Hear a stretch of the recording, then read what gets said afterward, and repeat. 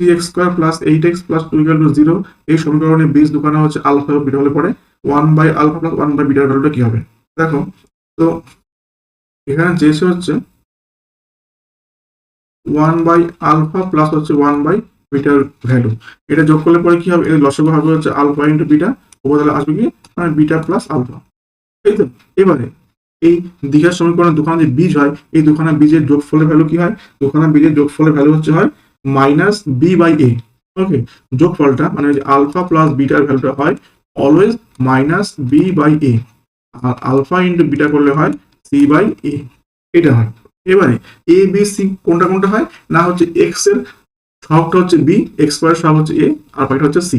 অর্থাৎ এখানে এ হচ্ছে 3, বি হচ্ছে 8 আর সি হচ্ছে 2। তাহলে যে আমরা এখানে আলফা প্লাস বিটা করলাম মাইনাস বি বাই এ, তাহলে মাইনাস বি হচ্ছে গিয়ে 8 আর এ হচ্ছে গিয়ে 3। এখানে সি বাই এ, সি হচ্ছে গিয়ে 2, এ হচ্ছে গিয়ে 3। তাহলে এখানে আসবে কি, উপরে যোগফলটা এসছে হচ্ছে -8/3 আর গুণফলটা হচ্ছে কি 2/3। তাই তো?